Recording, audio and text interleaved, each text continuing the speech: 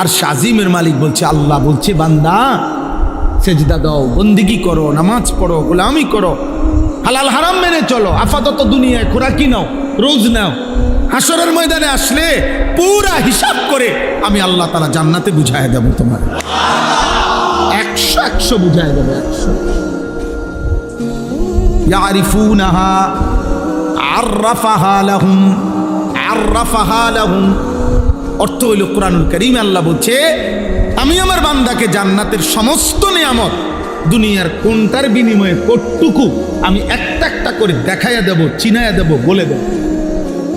ফেরেশতা বলে দেবে যে ভাইজান 2026 সালের মে মাসের 13 তারিখ, হ্যাঁ রোজ বুধবার রাত 11:45 আপনি একবার সুবহানাল্লাহ পড়েছিলেন, এর বিনিময়ে যেই পুরস্কারটি জান্নাতে আপনার জন্য বরাদ্দ হয়েছে এটা বুঝে নেন। হ্যাঁ 13 তারিখের ফজরের নামাজের বিনিময়ে এটা বুঝে নেন, জোহরের বিনিময়ে বুঝে নেন, আসরের বিনিময়ে বুঝে নেন। এভাবে আল্লাহ তাআলা বলছে আররাফাহা, আমি চিনায় দেব আমার বান্দা নিয়ামত, কতটুকুর বিনিময়ে কতটুকু দিচ্ছি। তো যে মালিকের জন্য করছি, আমার কোম্পানি বলছে আমারে পরে দিব, তা আমি আমনে অঞ্জন করব। আমার কোম্পানি আমারে বলছে পরে দিব, আমি এটা মাইনে এই তো কাম করি, তা আমি অন কারাগারি করলে হবে না। এখন আমি কারাগারি করলে লাভ নেই, আমি তো এটা মাইন নেই, কি করি চেষ্টা করি, আমি এটা মাইন নেই তো ছোটবেলায় মক্তবে পড়ছি, আমি এটা মাইন নেই তো ছোটবেলা থেকে মাদ্রাসায় পড়ছি, আমি যে কোম্পানি চাকরি নিছি ওই কোম্পানি বলছে আমার পরে দিব, আপাতত শুধু রোজ দিয়ে গেছে, খোরাকি দিয়ে যাবে। তো আমার কোম্পানির সাথে যেমনি কথা আমি এমনি মানতে হবে না, তো আমার আল্লাহ তো আমার বলছে পরে দিব, বাকিটা পূর্ণ দিব। আল্লাহ তাআলা আমাদেরকে বুঝ দান করেন। আমার ভাই, আমি আপনাদের কাছে এটাই বলতে চাই, ইসলাহি মাহফিল মানে জিন্দেগি পরিবর্তন, জীবনটা বদলানো, জীবনটা বদলানো দরকার। আলহামদুলিল্লাহ এখানে অনেক নওজোয়ান ভাই আছে, বয়স্ক বাবা আছে, শহরের মানুষ, আপনারা বুঝবান মানুষ, আপনারা ভাবতে শেখেন। 1000 বছরও ফেরিওয়ালা মাল বদলায় না, ফেরিওয়ালা তার পণ্য শুধু ঘোষণা দেয়। আমরা আরো 1000 বছরও যদি বলার সুযোগ হয় মাল বদলাবো না, ফেরিওয়ালা মাল বদলায় না। ফেরিওয়ালা কালকে চাইল বেচে, আজকে ডাইল বেচে না। যেই ফেরিওয়ালা যেই পণ্য বেচে প্রতিদিন সে একই পণ্য ফেরি করে, শুধু গল্লি বদলাইছে, পণ্য বদলায় নাই। অতএব আমরা পণ্য বদলাবো না, আমরা আল্লাহর কথাই বলছি, আখিরাতের কথাই বলছি। আপনি বিদ্রুপ করলো এটাই কথা, ঠাট্টা করলো এটাই কথা, আপনি মূল্যায়ন করলো এটাই কথা, অবমূল্যায়ন করলো এটাই কথা। আখিরাতেই আমাদের খুশি। সোয়ালা কাম্বিয়া কোরআনুল কারীমের মধ্যে আছে। হযরত নূহ আলাইহিস সালাম থেকে নিয়ে আমাদের নবী সাল্লাল্লাহু আলাইহি সাল্লাম পর্যন্ত সমস্ত নবী মানুষদেরকে ডাকছেন, কিসের ডাকছেন? তাওহীদের। 1 নম্বর, প্রথম ডাকছেন সমস্ত রাসূল, সমস্ত নবী, পৃথিবীর যে কোনো পরিস্থিতি। দেখেন কোরআনুল কারীম, এটা তো সময়ের ব্যাপার, আপনারা যদি ধরে ধরে বুঝাইতে পারতাম যে কোনো জাতি প্রচণ্ডভাবে আপনার ওজনে কম দিত, কোনো জাতি সমকামিতা, পুরুষে পুরুষে প্রচণ্ডভাবে অসৎ ঘৃণিত চরিত্রহীনতার কাজ করত, কোনো জাতি আপনার মানুষকে জুলুম করত, এরকম অসংখ্য পাপ ভিন্ন ভিন্ন ছিল। কিন্তু সমস্ত নবীর দাওয়াত পদ্ধতি, তর্জ, তরিকা আল্লাহর পক্ষ থেকে একই ছিল। সব নবীর প্রথম সমস্ত গুনাহের প্রতিষেধক হিসাবে প্রথম তাওহীদের ঘোষণা দিয়েছেন, লা ইলাহা ইল্লাল্লাহ। এ কথা যখন বুঝাইতে চেষ্টা করছে যে কলিজায় যদি তাওহীদ বসে তো গায়রুল্লাহ, আল্লাহ ভিন্ন যত চেতনা সব চলে যাবে, সব চলে যাবে। সাহাবায়ে কেরাম যারা কালিমা পড়ছেন, ভিন্ন ভিন্ন পাপ ওনাদের মধ্যে আগে ছিল, কিন্তু যখন কালিমা পড়ছেন নবী সাল্লাল্লাহু আলাইহি সাল্লামকে সর্বান্তকরণে মেনে নিছেন, পেছনের জিন্দেগি একদম সাফ, পিছনের সব ভুলে গেছেন। পিছনের সব ছেড়ে দিছেন, আর আলাদা আলাদা করে মেহনত করতে হয় না। কোরআন এটাই বলছে নবীজিকে। এই কোরআনে কারীমে আছে আল্লাহ তাআলা দুইটা কথা বলছেন, উতলু মা উহিয়া ইলাইকা মিনাল কিতাব ওয়া আকিমিস সালাহ। হে নবী, আপনি সমস্ত মানুষের সামনে দুই জিনিস পেশ করেন। কয় জিনিস বলেন? এক, কোরআনুল কারীমের তেলাওয়াত। দুই, 5 ওয়াক্ত নামাজ। উতলু মা উহিয়া ইলাইকা মিনাল কিতাব, 1 নম্বর কোরআনুল কারীমের তেলাওয়াত, 2 নম্বর ওয়া আকিমিস সালাহ, 5 ওয়াক্ত নামাজ। এবার আল্লাহ ওয়াদা দিছে এই দুই ফর্মুলায় কি ফায়দা আসবে। আল্লাহ বলছে শুনেন, ইন্নাস সালাতা তানহা আনিল ফাহশাই ওয়াল মুনকার। এই কায়নাতে, এই মানুষের সমাজে যত অশ্লীলতা, যত গুনাহ, যত বেহায়াপনা আছে, আমি আল্লাহ বললাম কোরআনুল কারীমের তেলাওয়াত আর নামাজ একসাথে সব দূর করে দিন। আলাদা আলাদা প্রেসক্রিপশন লাগবে। চোরের জন্য আলাদা ট্রিটমেন্ট, সুদখোরের জন্য আলাদা ট্রিটমেন্ট, চরিত্রহীনের জন্য আলাদা, না আলগা ফাইল লাগবে না। এই দুইটাই, এই দুই ফর্মুলা চোরের সামনেও দেন, ডাকাতের সামনেও পেশ করে, সুদখোরের সামনেও পেশ করে, হ্যাঁ ব্যভিচারী জেনাখোর তার সামনে পেশ করে, জওয়ানের সামনে এটাই পেশ করেন, বুড়ার সামনে এটাই পেশ করেন, নারীর সামনে এটাই পেশ করেন, পুরুষের সামনে এটাই পেশ করেন। আল্লাহর কোরআন, 5 ওয়াক্ত নামাজ, যার যা গুনাহ আছে সব সমূলে দূর হয়ে যায়। আমার উস্তাদে মোহতারাম আজকে ইন্তেকাল করছেন, অনেক দিন হয়। আমার একজন উস্তাদ হযরত মাওলানা এরশাদুল্লাহ রাহমাতুল্লাহি আলাইহি হুজুর বলতেন যে আল্লাহর ওয়াদা সত্য, যে কোরআনুল কারীমের বিশুদ্ধ তেলাওয়াত এবং 5 ওয়াক্ত নামাজের যথোপযুক্ত আদায় মানুষকে গুনাহ থেকে ফিরাবে। হুজুর বলেন, যার এখনো যেখানে এই দুইটি আমল করার পরেও যদি কারো গুনার অভ্যস্ততা থাকে, তাইলে বুঝতে হবে, তুমি তদন্ত করো, তাইলে হয়তো কোরআনুল কারীমের যথোপযুক্ত তেলাওয়াত হচ্ছে না তার, অথবা তার নামাজের মধ্যে কোনো না কোনো ত্রুটি আছে, নামাজের মধ্যে কোনো না কোনো ত্রুটি আছে। এই কারণেই, আর নাই তো এই দুইটা ঠিক হলেই অটোমেটিকলি এর প্রভাব প্রতিক্রিয়া এটাই আসবে যে সেই ইমানদার গুনাহ থেকে পবিত্র, অশ্লীলতা থেকে পবিত্র। এটাই বাস্তবতা যে নামাজের ত্রুটি অথবা আল্লাহর কোরআনে কি ত্রুটি, আল্লাহর কোরআনে ত্রুটি। তাইলে আমাদের বলেন, আমরা যারা নামাজ পড়ি আলহামদুলিল্লাহ, বাদ দেন যারা পড়ে না তাগর কথা, তো নামাজ পড়ি আমরা, এরকম আমাদের হালাত আমরা বলেন, আমাদের নামাজের ওযু সুন্নাত মোতাবেক ঠিক কয়জনের? আমাদের 2 রাকাত নামাজ পড়তে যে পরিমাণ মাসআলা মৌলিক, যেটুকু না হলে নাই হয়, অতটুকু কি পরিমাণ জানা আছে? আমাদের আত্তাহিয়াতু, দোয়ায়ে কুনুত, দোয়ায়ে মাসুরা, দুরূদ শরীফ, আমাদের শুদ্ধতার কি খবর?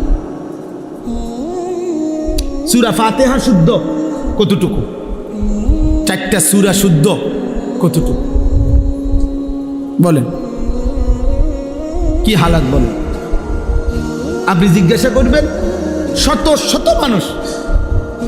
শত মানুষ বলবে, হুজুর ওয়াজ প্রয়োজনে আরো 10 ঘন্টা করেন, কিন্তু এরকম ব্যক্তি বিশেষ করে আপনি এই ইন্টারভিউ লইতেন যাইয়েন না, ফেসাল লাগাইয়েন না,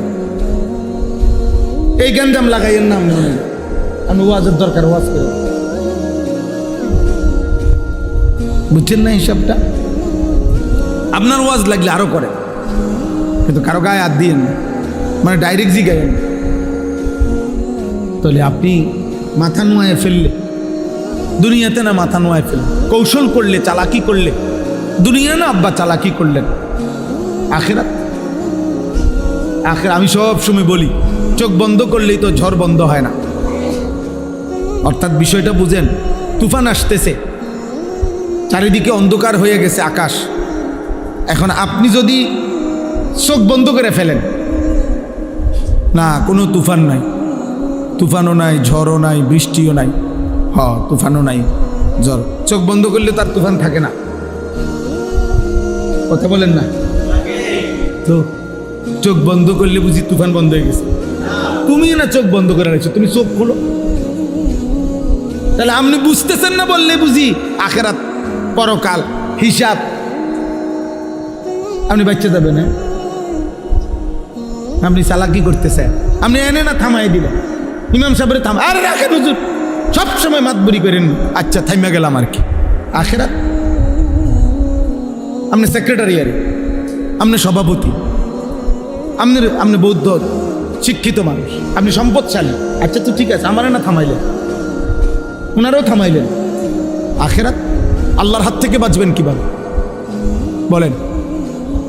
কোরআনুল কারীমে স্পষ্ট আছে বাবা, সূরা মুলকের মধ্যে আল্লাহ তাআলা নবীজিকে বলছে, বন্ধু আপনি মক্কার এই বেঈমান কাফেরদেরকে বলেন, তোমরা যে প্রতিনিয়ত আমার অভিশাপ দাও, আমার বিরুদ্ধে এত কিছু করো, বলো হে মক্কাবাসী শোনো, আমারও যদি আল্লাহ আমার অনুসারীদেরকে নিয়ে হায়াতও দেয় অথবা আমার যদি মৃত্যু দিয়ে দেয়, আমি যদি আমার অনুসারীদেরকে নিয়ে মরেও যাই, কিন্তু প্রশ্ন হইল তোমাদের মিথ্যা, চুরি, জিনা, ব্যভিচার, তোমাদের চুরি, ডাকাতি, সুদ, ঘুষ, তোমাদের কুফর, শিরিক, এই পাপগুলোর থেকে আল্লাহর হাত থেকে তোমাদেরকে রক্ষা করবে কে সেটা বলো। আমি নাইলে নাই,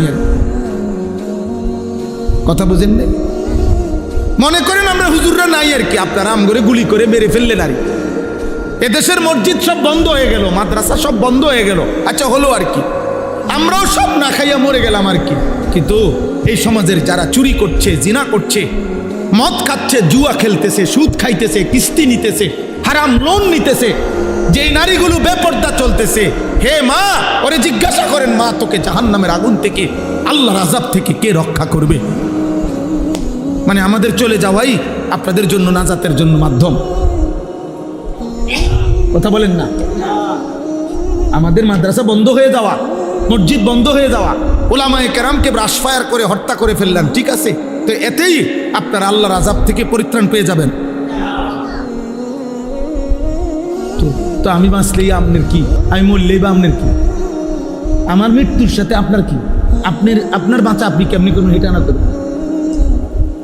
কুল আরাআইতুম ইন আহলাকানি আল্লাহু ওয়া মান মাইয়া আও রাহিমানা ফামান ইউজিরুল কাফিরিনা মিন আযাবিন আলীম।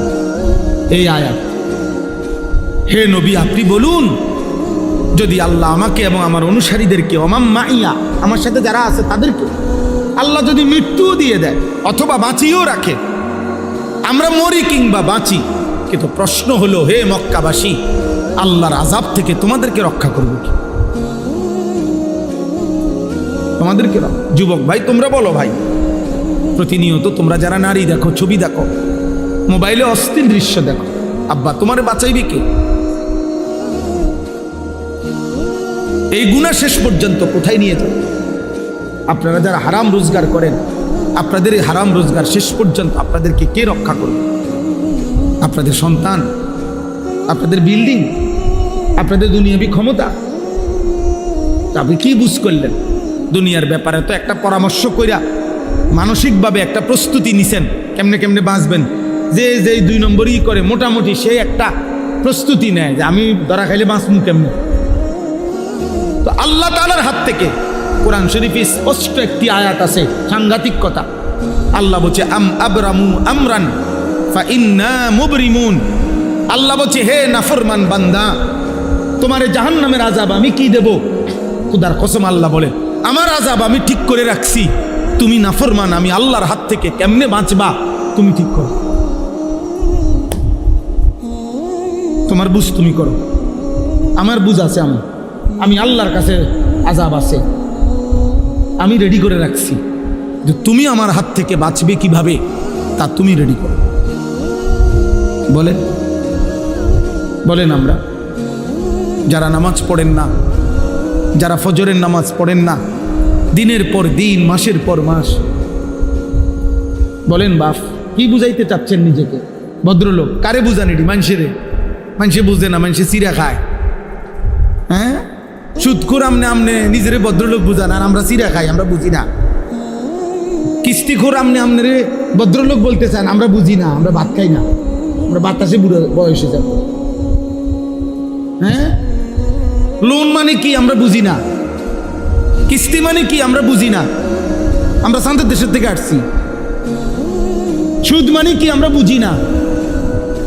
আমি বলতে পারলাম না আর কি, আপনার কথা বোঝেন নাই, আপনার ক্ষমতার জোরে আমি পারলাম না আপনার লগে, কিন্তু আমি না বুঝার কিছু আছে নি না। কোনটা আলো কোনটা অন্ধকার এটা না বুঝার কি, কোনটা হালাল কোনটা হারাম, কোনটা পবিত্র অপবিত্র, খাবার যার অপবিত্র, খাবার যার হারাম, সে ভদ্রলোক হয় কেমনে? হারামখোর ভদ্রলোক হবে কেন? সুদখোর ভদ্রলোক হবে কেন? ঘুষখোর ভদ্রলোক হবে কেন? কোন নারী অর্ধ উলঙ্গ থাকা, তার শরীরের অঙ্গ প্রত্যঙ্গ বেপর্দা করা, এটা কালচার হইতে পারে না, এটা সভ্যতা হইতে পারে না, এটা সংস্কৃতি হইতে পারে না, এটা স্টাইল হইতে পারে না, এটা অসভ্যতা হইতে পারে, অসভ্যতা হইতে পারে। আর নয়তো তুমি কাগজে কলমে প্রমাণ করে দাও যে নিজের শরীরের কিছু অংশ প্রদর্শন করা, পর পুরুষকে দেখানো, এটা সংস্কৃতি, এটা কালচার, এটা সৌন্দর্য। কিভাবে সৌন্দর্য? কোন যুক্তিতে? কোন যুক্তিতে? এটা পৃথিবীতে প্রাচীন কাল থেকে নারীর এই বেপর্দা জীবনকে আজীবন মানুষ ঘৃণার চোখে দেখছে। আপনি এটাকে এখন ভদ্রতার মুখোশ লাগাইলে হবে নাকি? কথা বলেন না? হ্যাঁ, আপনি নতুন করে এটার মধ্যে লেবেল দিয়ে দিলে হইব, নতুন আস্তর দিলে হবে নাকি? এই জন্য আমি আপনাদের কাছে আজকের এই মোবারক ইসলাহি মাহফিলে মনে করাইতে চাই, মনে করাই আমাদের জীবনের প্রথম ডিউটি গুনাহ ছাড়া। এটা আমার হুজুরে বললেন, আমি এই জন্য হুজুরের কথাটা আমারও দিলে লাগছে, আমিও বললাম। নবীজি সাল্লাল্লাহু আলাইহি সাল্লাম বলছেন, ইজা আমারতুকুম বিশাইইন ফাতু মিনহু মাসতাতাতুম। আমি নবী তোমাদেরকে যদি কিছু করতে বলি, তোমরা তোমাদের সাধ্যের সবটুকু দিয়ে তা করো। ওয়া ইজা নাহাইতুকুম বিশাইইন ফাতরুকুহু। আর যদি আমি কিছু নিষেধ করি তা পুরাপুরি ছেড়ে দাও। এখানে গুরুত্বপূর্ণ কথা হচ্ছে, হাদিসের ব্যাখ্যায় আছে, আদেশের ক্ষেত্রে নবীজি বলছে সাধ্যটুকু দিয়ে করো, কিন্তু নিষেধের বেলায় বলছে শতভাগ বর্জন করো। কথা বুঝেন না? মনে করেন নফল নামাজ আমি বললাম, তো আমি পড়লাম, আপনি পড়লেন 2 রাকাত, উনি পড়লো 6 রাকাত, উনি পড়লো 8 রাকাত, হইতে পারে।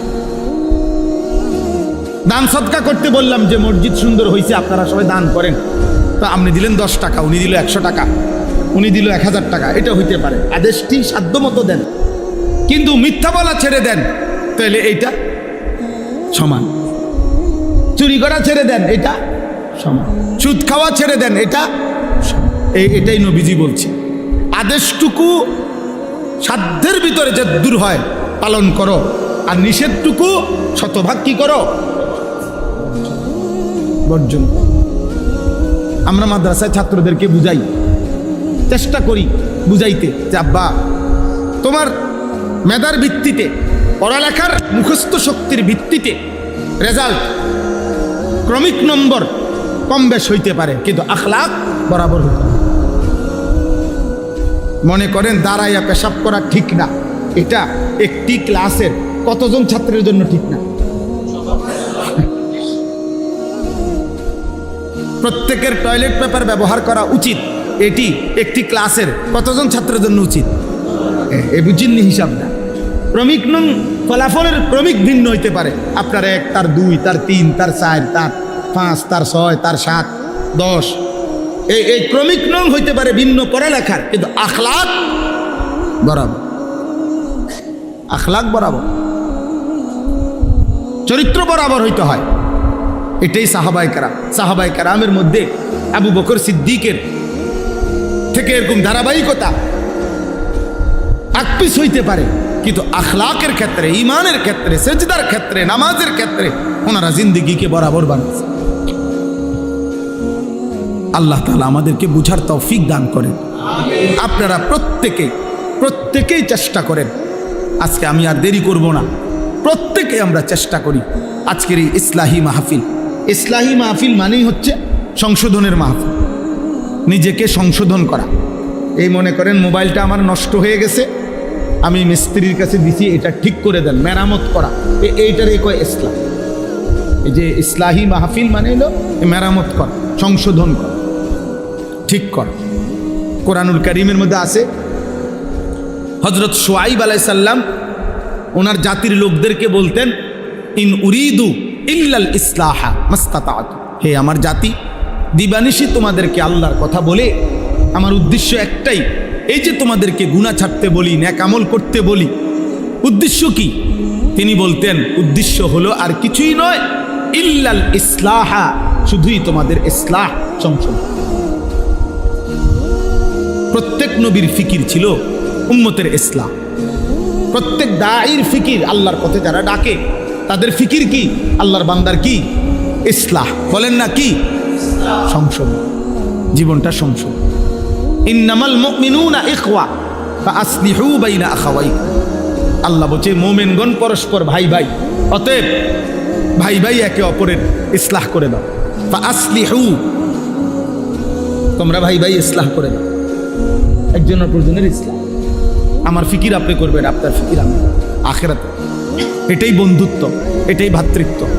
এমন সকল বন্ধুত্ব, এমন সম্পর্ক কসম আল্লাহ কোরআনুল কারীমের মধ্যে আছে, যে সম্পর্কের ভিত্তি হবে তাকওয়া, যে সম্পর্কের ভিত্তি হবে গুনাহ থেকে ফেরানো, যে সম্পর্কের ভিত্তি হবে নেক কাজে উৎসাহিত করা, এমন সম্পর্ক স্বামী স্ত্রী, এমন সম্পর্কের বাপ ফুত, এমন সম্পর্কের দুই ভাই, এমন সম্পর্কের দুই বন্ধু, আল্লাহর কসম কিয়ামতের দিনও তারা এই সম্পর্ক ঠিক থাকবে। এই সম্পর্কের সূত্রেই হাসরের ময়দান থেকে হাত ধরাধরি করে একসাথে জান্নাতে ঢুকবে। আর অন্য সকল বন্ধুত্ব সম্পর্ক বিচ্ছিন্ন হয়েছে। আল আখিল্লাউ ইয়াউমাইদিন বা'দুহুম লিবা'দিন আদুউন ইল্লাল মুত্তাকিন, আল্লাহ বলছে সকল বন্ধুত্ব সেদিন একে অপরের শত্রু হবে কিয়ামতের দিন, ইল্লাল মুত্তাকিন, একমাত্র তাকওয়ার বন্ধুগণ ব্যতীত। গুনাহ থেকে বাঁচানোর জন্য যে বন্ধুত্ব ছিল, যে স্বামী প্রতিনিয়ত খেয়াল রাখছে স্ত্রীর আখিরাত, যেই স্ত্রী প্রতিনিয়ত খেয়াল রাখছে স্বামীর আখিরাত, খোদার কসম এমন স্বামী স্ত্রী একসাথে হাত ধরাধরি করে জান্নাতে ঢুকবে। নবীজি সাল্লাল্লাহু আলাইহি সাল্লাম বলেছেন, রাহিমাল্লাহু রাজুলান আইকাযা যাওজাহা, আল্লাহ ওই স্বামীর উপরে রহমত নাজিল করে যে তার স্ত্রীকে ফজরের নামাজের জন্য জাগিয়ে দেয়। ফাইন আবাত, নবীজি বলেন যদি উঠতে না চায় স্ত্রী, নাদাহা ফি ওয়াজহিহাল মা, তাহলে স্বামী তার স্ত্রীর চোখে মুখে পানির ছিটা দিয়ে দেয়, আল্লাহ তাআলা ওই স্বামীর উপরে রহমত নাজিল করে। এই হলো হাদিসের প্রথম অংশ, শেষ হয় নাই হাদিস। এরপরে হাদিসের দ্বিতীয় অংশ, ওয়া রাহিমাল্লাহু ইমরাআতান, হাদিসের দ্বিতীয় অংশে নবীজি বলেন এবং আল্লাহ তাআলা ওই স্ত্রীর উপরে রহমত নাজিল করে, আই কাজাত যাওজাহা, যে তার স্বামীকে ফজরের নামাজের জন্য জাগিয়ে দেয়। ফাইন আবা, যদি স্বামী বেচারা উঠতে না চায় তো নাদাহাত ফি ওয়াজহিহিল মা, তাহলে স্ত্রী তার স্বামীর চোখে মুখে পানি দিয়ে দেয়, ফজরের জন্য উঠায়া দেয়। আল্লাহর কসম নবী বলেন এমন স্বামী স্ত্রীর উপরে আল্লাহ রহমত নাজিল করে। এই বন্ধুরা, এই সম্পর্ক কিয়ামতের দিনও থাকে। এবং এই সম্পর্কে ইয়া ইবাদি লা খাউফুন আলাইকুমুল ইয়াউমা ওয়ালা আনতুম তাহজানুন উদখুলুল জান্নাতা আনতুম ওয়া আজওয়াজুকুম তুহবারুন, সরাসরি কোরআনের আয়াত। আল্লাহ বলবেন, হে নেককাররা, তোমরা তোমাদের বন্ধুদেরকে সাথে নিয়ে, সঙ্গীদেরকে সাথে নিয়ে নেক কাজে তোমাদের যে যাকে সঙ্গী ছিলা, এই সঙ্গীরা একসাথে তুহবারুন, খুশি খুশি জান্নাতে ঢুকবে। ইউতাফু আলাইহিম বিসিহাফিন মিন যাহাবিন ওয়া আকওয়াবিন মিন ফিদ্দা, ঢুকলেই দেখবা তোমাদের সামনে জান্নাতের মধ্যে ঢুকলেই স্বর্ণের থালা, রৌপ্যের গ্লাস তোমাদের সামনে ঘুরতেছে। ইউতাফু মানে তাওয়াফ করতেছে, ঘুরতেছে। তো জান্নাতি বান্দা বন্ধুদেরকে নিয়ে, এক বন্ধু আরেক বন্ধুর, কিরে দোস্ত প্লেটও খালি গ্লাসও খালি, হ্যাঁ এটিতে গোরে শুধু। তো ফেরেশতা বলবে, আরে অপেক্ষায় তো আছি আপনার, আপনি অর্ডার করবেন, আপনার দিল কি চাচ্ছে আপনি বললেই সাথে সাথে রেডি হয়ে যাবে। ওয়ালাকুম ফিহা মা তাশতাহিহিল আনফুস ওয়া তালাযযুল আ'য়ুন, আর হে আল্লাহর বান্দা, আপনি যা অর্ডার করবেন তা এক্ষুনি আসবে, আর দেখলেই আপনার চোখ ঠান্ডা হয়ে যাবে। ওয়াতালাযুল আ'য়ুন,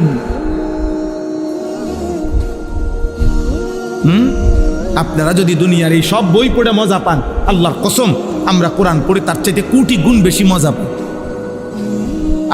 আমরা হুজুর, আরে আমরা এত শুকনো মানুষ মনে করি না যে আমরা রস নাই কষ নাই, না না না, আমরা রসও আছি কষও আছি, আরামেই আছি। আলহামদুলিল্লাহ, আলহামদুলিল্লাহ। খোদার কসম, আল্লাহকে মেনে কোনো ইমানদার অসুখে নাই, দুঃখে নাই, পেরেশানিতে নাই, বরং আল্লাহকে না মেনে কষ্টে আছে।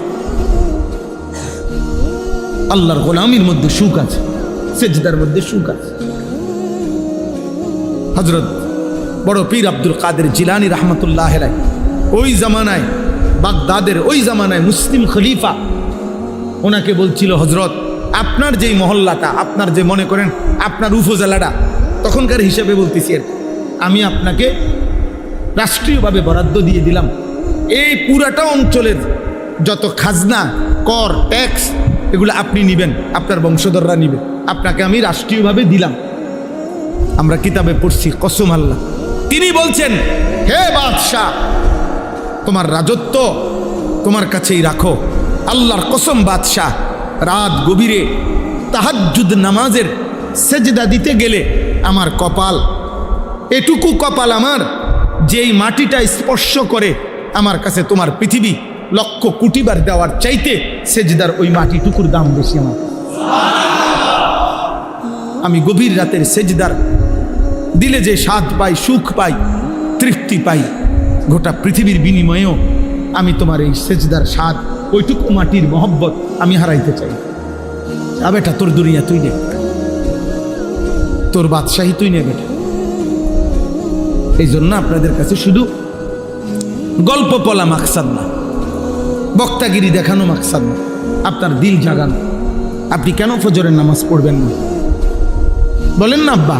যুবক ভাই, কি কারণ থাকতে পারে? তুমি সুস্থ, তুমি সবল, তোমার চোখ, কান, নাক, সারা দেহ সবল, এমন সুস্থ মানুষ কেমনে উঠতে পারো না? তুমি তো পঙ্গু না, প্যারালাইজড না, অক্ষম না, তুমি অন্ধ না, বুবা না, বধির না।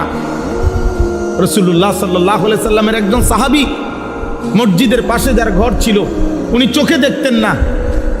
আল্লাহর নবী সাল্লাল্লাহু আলাইহি সাল্লাম নিষেধ করছিল ফজরের ওয়াক্তে যে তোমার কষ্ট হবে আসতে, আরেকজন লোক নিয়ে আসতেন, উনারা সবসময় পাইতেন না। ওই সাহাবী মসজিদ থেকে ওনার ঘর পর্যন্ত রশি বান্ধিয়া নিচে, বান্ধাওয়ায়া নিচে, ওই রশি ধরে ধরে ফজরের ওয়াক্তে মসজিদের জামাতে চলে আসতেন। হায় মুসলমান, ওই সাহাবী যদি কিয়ামতের দিন দাঁড়ায়া বলে যে হে ঈমানদার, আমার নবীর উম্মত, আমি চোখবিহীন জীবনে কোনোদিন ফজরের জামাত ছাড়ি নাই, তুমি চোখ নিয়া 365 দিনে একদিনও মসজিদের জামাতে আসতে পারল না, ও কি জবাব দিবেন? বলো না ভাই, একজন ভাই বলে, কি জবাব দিবেন সেদিন?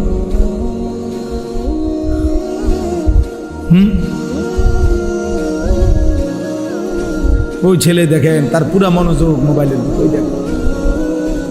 ভাইয়া, আল্লাহ তোমারে দয়া করে, আবার হাসে। প্রতিবন্ধী মানুষ এমনই হয়,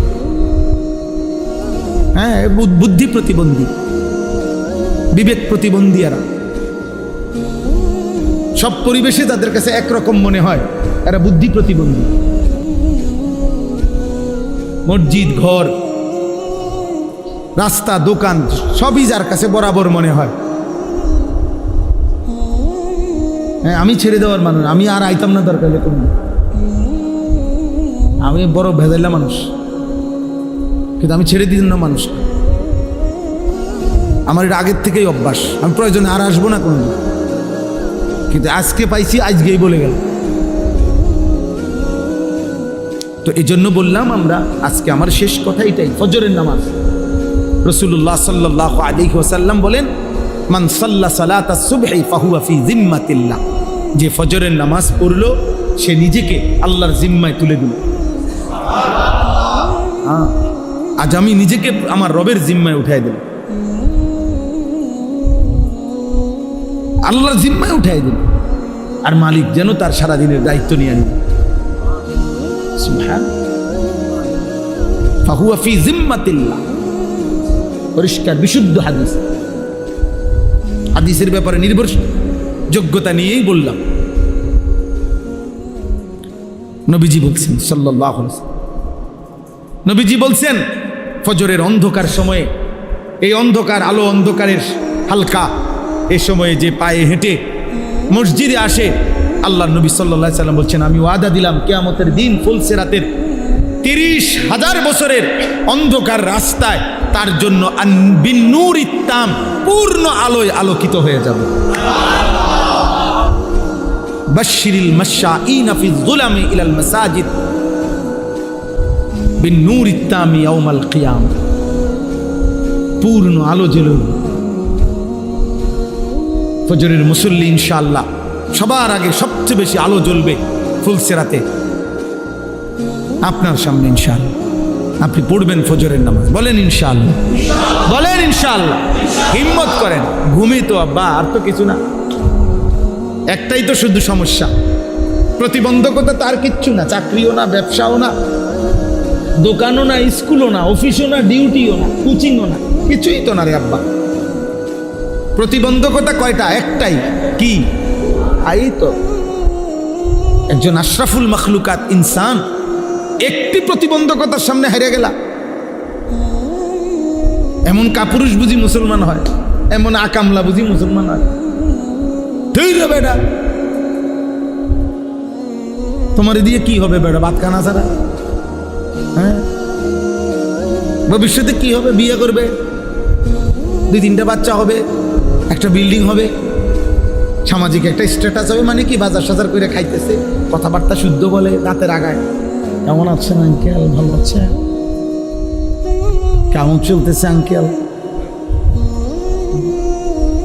একটা ভালো সোফা কিনেছে আঙ্কেল, আমেরিকার থেকে, মালয়েশিয়ান কাঠ দিয়ে বানায়, একটু সুযোগ থাকলে দেখে আইসে। আঙ্কেলরে দাওয়াত দিতে আছে, সোফা চাইতো।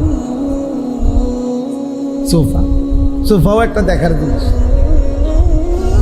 বিল্ডিংও একটা দেখার জিনিস। সেদিন আমি এক ভদ্রলোককে দেখছি, উনি নিচতলায় থাকে, দোতলায় এক পাশে আমারে দেখাই। আমি এদিক দিয়ে কি আঙ্কেল? হুজুর কিছু মনে করবেন, আমি কয়টা ছাগল পালি, এগুলো এদিক দিয়ে। ওই দোতলায় ছাগল ফালে, মানুষ নিচে থাকে। জি জি জি, মসজিদে বইয়া বেহুদা কথা কই। তো বিল্ডিং এর দোতলায়, হ্যাঁ আঙ্কেল ছাগল পালে। তা বিল্ডিং কোনো আশ্চর্য কিছু নেই, এর মধ্যে ছাগল তো। 1 কোটি টাকা দামের প্রাইভেট কারে ইউরোপে ছাগলের ঘাস টানে না? আপনি জাপানে আমাদের এই সমস্ত প্রাইভেট কার যেগুলা, এই আমাদের যেগুলো আমরা শোরুম থেকে কিনছি, আমার গাড়ি একেবারে শোরুমের আব্বার থেকে কিনলেও এরপরও এখানে মাইলেজ লেখা থাকে কমপক্ষে 25,000 20,000 কিলো চলছে। মানে হেরা একটু চেক করে কয় দিয়ে চালাই গিয়ে হালাই দাও, তাহলে ইডি আমার দেশে ইনটেক মাতবুরি আমরা দেখাই। কির মাতবুরি বেটা? নতুন গাড়ি, কিসের নতুন গাড়ি? এই যে হয় না 26,000 কিলো চলা, যে হালাই দিছে। আমি কিনছি গাড়ি, ব্যাপারটা তো কইছে আমার এটা নতুন গাড়ি। তো নতুন গাড়ির মধ্যে এটা লেখা আসে কেন? এটার হিসাব আসলো কেন?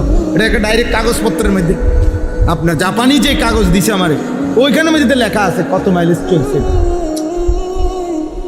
বুঝেন নাই? তো কিছু এইটা হইল, ওরা এই সমস্ত গাড়ির মধ্যে ছাগলের ঘাস টানে। আমার একজন ঘনিষ্ঠ লোক আছে, অস্ট্রেলিয়া থাকে। আমি আরো আগেও বলছি এই কথা, এটা ওনারে আমি একদিন জিজ্ঞাসা করছি, আপনি অস্ট্রেলিয়া কি করেন? কয় হুজুর আমি হেলিকপ্টার দিয়ে সার দেই। সার দেয় হেলিকপ্টার দিয়ে। কি দেয়? তো আমরা বাংলাদেশে হেলিকপ্টার দিয়ে সার দিব কোন বছর?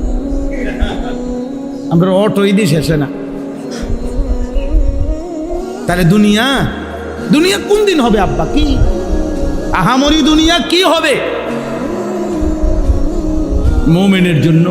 আপনাদের আমাদের সবার বিল্ডিং যেদিন 10 তলা শেষ হয়ে যাবে, সেদিন ইউরোপ আমেরিকায় শুনবেন 100 তলার গুলো পুরান ভবন।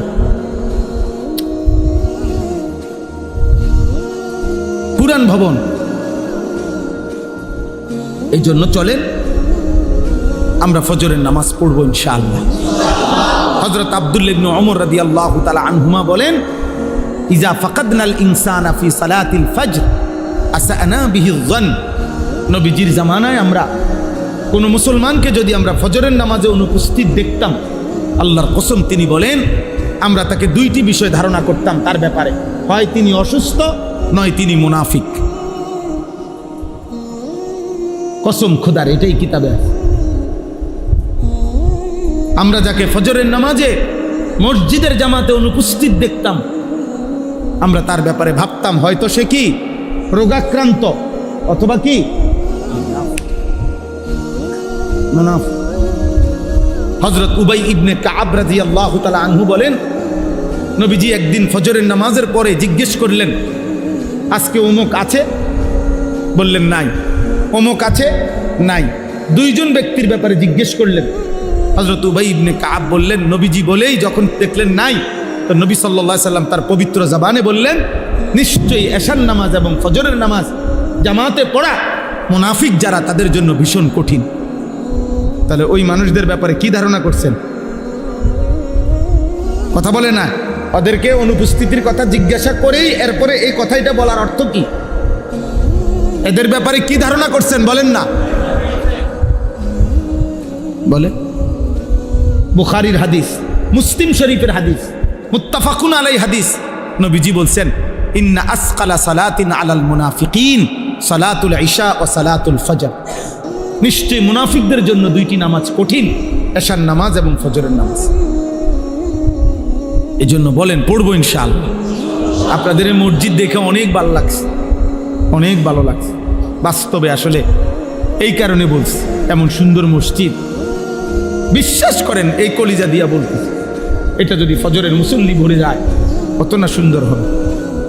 যে মসজিদ কমিটি এত সুন্দর মসজিদ করলেন, আপনাদের হাত জোর করে অনুরোধ, আপনারা আরেকবার বসেন নতুন মিটিংয়ে, ফজরের মুসল্লি বাড়াবো। আপনারা ফিকির করলে যদি মসজিদ এত সুন্দর হয়, আপনারা ফিকির করলে মুসল্লিও বাড়বে। এই এলাকার নওজোয়ান ভাই, দোস্ত আমার, বন্ধু আমার, সাথী আমার, প্রিয় ভাই আমার, তোমরা কয়েকজন যুবক নিয়ত করো, প্রস্তুতি নাও, এক বন্ধু আরেক বন্ধুকে ফজরের জন্য ডাকো, কথা বলো, প্রত্যেকে একজনের দায়িত্ব নেন। একবারে সহজ, একজন সিদ্ধান্ত নেবেন, আমি আমার একজন মানুষের সাথে আমি লিয়াজু সম্পর্ক করলাম, ভাইয়া তুমি আগে উঠলে আমারে কল দিবা, আমি আগে উঠলে তোমারে কল দিব। দুই বন্ধু মিলে আমরা একজন আরেকজনকে ফজরের জন্য ডাকবো। শুধু একজনের দায়িত্ব নিলে সম্ভব হবে না। কথা বলেন না কেন? সম্ভব হবে কিনা ভাই বলেন না? একজন আপনি ওনারে ডাকেন, আমি ওনারে ডাকি, আমরা দুইজনে মিলে মিশে, আমরা দুইজন ডাকলে চারজন হবে, চারজন ডাকলে আটজন হবে। আমি আলহামদুলিল্লাহ সারা বাংলাদেশে এই কাজ করি। আমার শায়েখ আল্লামা মুফতি মুশতাকুন নবী কাসিমি, আমার হুজুরের অনুমতিতে আমি ফজর ক্যাম্পেইনের কাজ করি। প্রতিদিন প্রতি বয়ানে কিছু সময় ফজরের নামাজের কথা বলি, কম বেশি চেষ্টা। ফজরের নামাজ মুমিনের নামাজ, ফজরের নামাজ পার্থক্যের নামাজ। ফজরের নামাজের সময় পার্থক্য হয় মুমিন এবং মুনাফিক। আশ্চর্য হবেন, কিতাবে আছে আব্বা, যে ফজরের সময়ের বাতাস, এই ভোরের ফজরের ওয়াক্তের বাতাস, খোদার কসম মুনাফিক মুক্ত বাতাস। ফজরের বাতাসে মুনাফিকের খাওয়া লাগে না। মুনাফিক তো ঘুমায়, মুনাফিক বেঈমান ঘুমায়, মুশরিক ঘুমায়, জেগে আছে শুধু কে? ঈমানদার। ফজরের বাতাসে শুধু ঈমানদারের নিঃশ্বাস। ফজরের বাতাস পবিত্র বাতাস, ভোরের বাতাস, কারণ এই বাতাস শুধুই ঈমানদারের নিঃশ্বাস গ্রহণ। সেজদাও আল্লাহ তৌফিক দান করেন, হিম্মত করেন ইনশাআল্লাহ। যুবক ভাই তোমরা সবাই হিম্মত করো, পারবা ইনশাআল্লাহ। নওজোয়ান না পারলে পারবে কে? যুবক হারলে দুনিয়া হেরে যাবে। এক এক নওজোয়ানের পুরা শক্তি আমরা খেয়াল করলে, একটা অ্যালার্ম ঘড়ি কিনেন, একটা অ্যালার্ম ঘড়ির দাম কত? 300, 350 টাকা, 250 টাকা। ওইটা দিয়ে আপনি অ্যালার্ম দেন। দুইটা অ্যালার্ম ঘড়ি কিনেন, একটা বালিশের কাছে রাখেন, একটা একটু উপরে রাখেন। এটা যদি ঘুমের কাতরতার কারণে বন্ধ করে দেন, ওইটা তো বাঁচবো। এটা এতটুকু দূরত্বে রাখেন যেন উড়ন লাগে। আমি আমার মার কাছ থেকে শিখছি এটা।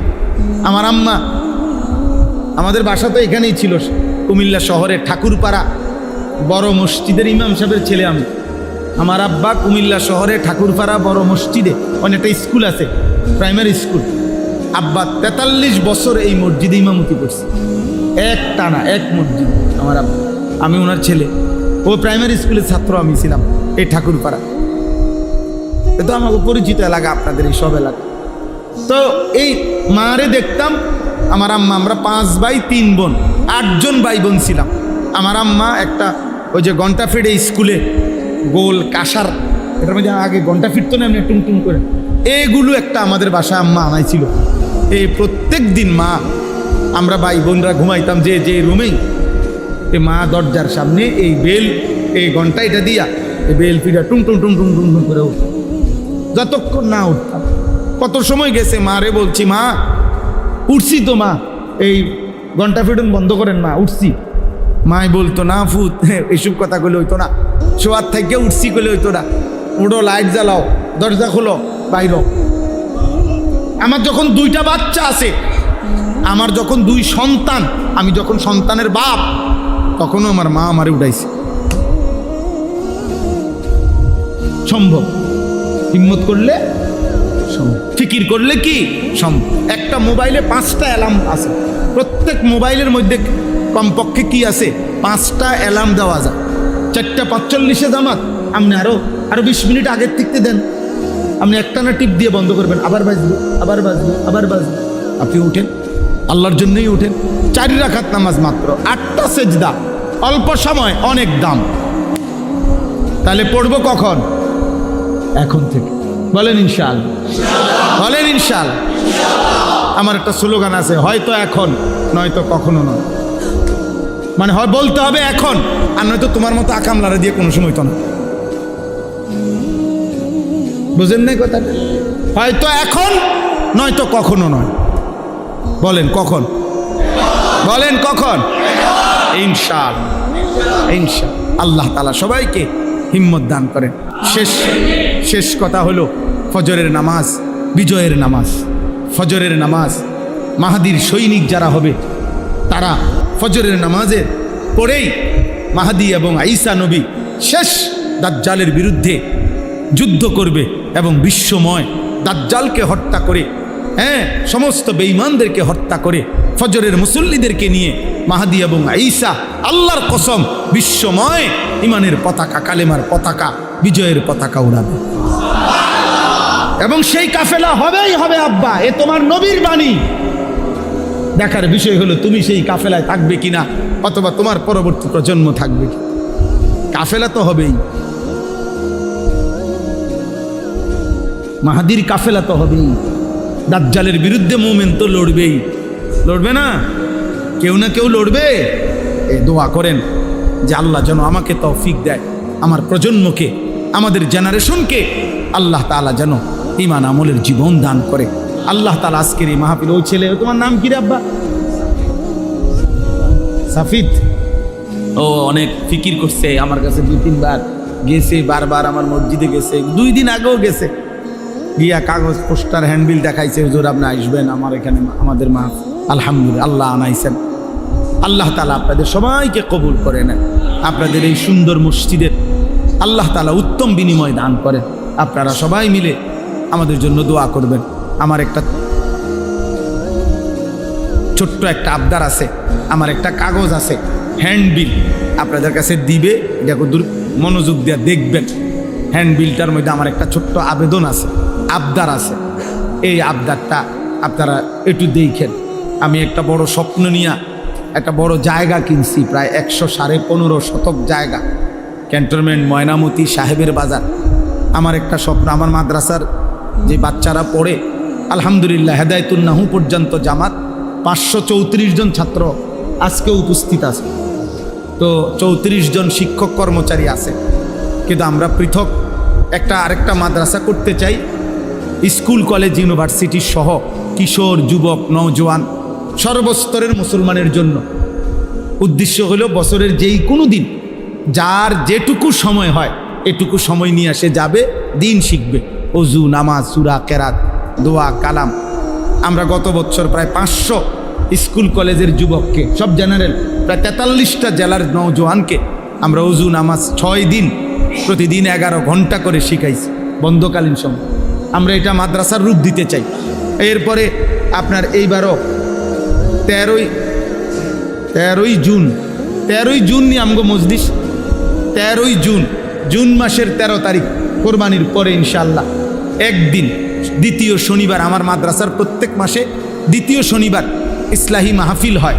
ওই 13ই জুন দ্বিতীয় শনিবার সকাল 8টা থেকে রাত 8টা পর্যন্ত ইনশাআল্লাহ কিশোর নওজোয়ানদের জন্য একদিনের ইসলাহি মজলিস হবে। জোহর পর্যন্ত ওযু নামাজ সূরা কেরাত শেখানো হবে। জোহরের পর থেকে বয়ান হবে। আমার শায়েখ আল্লামা মুফতি মুশতাকুন নবী সাহেব হুজুর থাকবেন। আমাদের প্রিয় বক্তা, বাংলাদেশের আলোচিত বক্তা, প্রিয় বক্তা আল্লামা মুফতি আরিফ বিন হাবিব, তিনি ইনশাআল্লাহ নিজে ডেট দিয়েছেন, থাকবেন আল্লাহ চাহে তো। আপনাদেরও যুবক ভাইদের সুযোগ থাকলে আমাদের মাদ্রাসায় যাবেন। 13ই জুন ক্যান্টনমেন্ট থেকে উত্তর দিকে ময়নামতি সাহেবের বাজার, এই কাগজের ঠিকানা আছে। আর কাগজটার মধ্যে আবেদন আছে আমাদের ওই জায়গাটা যেখানে আমরা এই বড় মাদ্রাসাটা করতে চাই। এই জায়গা প্রায় 2,67 লাখ টাকা জায়গার দাম। তো আমরা একটা ছোট্ট হিসাব বাইর করছি। এক নামাজের মুসল্লা জায়নামাজ পরিমাণ জায়গার দাম, মাটির দাম 4,200 টাকা। তো যদি কেউ আমাদের সুযোগ থাকে, এখানে বিকাশ নাম্বার আছে, অ্যাকাউন্ট নাম্বার আছে, পারলে 4,200 টাকা দিয়ে এক নামাজের মুসল্লা পরিমাণ জায়গার অংশগ্রহণ করবেন। সদকায়ে জারিয়ার সওয়াব পাইবেন। আপনি কেউরে বললে দিলে সওয়াব পাইবেন। আলহামদুলিল্লাহ সারা বাংলাদেশের অনেক মানুষ দিছে। আল্লাহর দয়ায় আমরা এই পর্যন্ত প্রায় 1,70,80 লাখ টাকা সুদ করে ফেলছি আল্লাহর দয়া। বাকিটাও হয়ে যাবে ইনশাআল্লাহ। আল্লাহ কবুল করেন আজকের এই মুবারক মাহফিল। আল্লাহ তাআলা ভরপুর বরকত